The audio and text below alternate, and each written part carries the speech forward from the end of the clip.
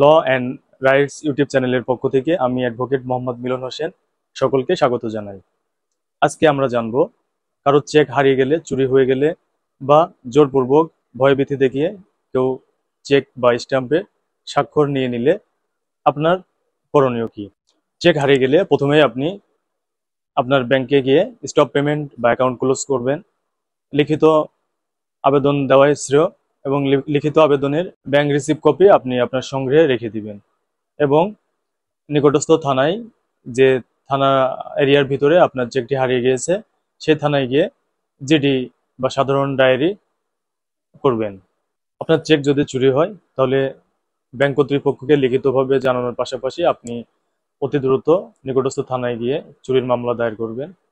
এবং আপনার চেকটি যদি কেউ জোরপূর্বক ভয়ভীতি বা মৃত্যুর ভয় প্রদর্শন করে জোরপূর্বক ছিনিয়ে নেয় বা অপহরণ করে আপনার নিকট থেকে আপনার চেকে স্বাক্ষর নিয়ে নেয়, ব্ল্যাঙ্ক চেক নেয়, কিংবা খালি স্টাম্পে 100 টাকার নন জুডিশিয়াল স্টাম্পে স্বাক্ষর নিয়ে নেয়, সেক্ষেত্রে আপনি অতি দ্রুত আপনার নিকটস্থ থানায় গিয়ে মামলা দায়ের করবেন। যেহেতু এটা একটি কগনিজেবল অফেন্স, সুতরাং আপনি ভয়ভীতি প্রদর্শন পূর্বক জোরপূর্বক ছিনিয়ে নেওয়া সহ অপহরণ এবং উদ্ধারের জন্য মামলা দায়ের করতে পারেন।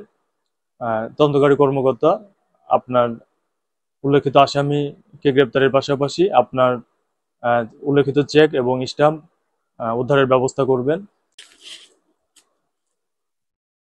আপনার নিকট থেকে কেউ জোরপূর্বক চেক গ্রহণ করলে অথবা মৃত্যুভয় বা হত্যার হুমকি দিয়ে চেক বা স্ট্যাম্পে খালি হোক অথবা লিখিত হোক জোরপূর্বক যদি গ্রহণ করে এবং উক্ত অভিযোগে যদি থানা কর্তৃপক্ষ মামলা গ্রহণে অস্বীকৃতি জানায়, তাহলে আপনি আপনার পরিচিত আইনজীবীর মাধ্যমে বিজ্ঞ আদালতে মামলা দায়েরের সুযোগ পাবেন।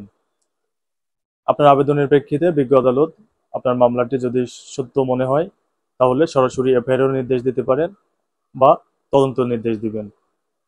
পাশাপাশি ফৌজদারি কার্যবিধির ৯৮ ধারা অনুযায়ী নির্বাহী ম্যাজিস্ট্রেট আদালতেও আপনার পিটিশন মামলা দায়েরের একটি কাস্টম প্রচলিত আছে।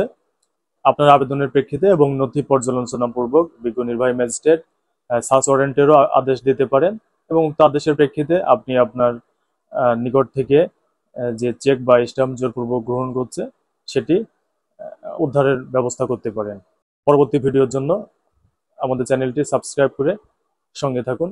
ধন্যবাদ। আসসালামু আলাইকুম।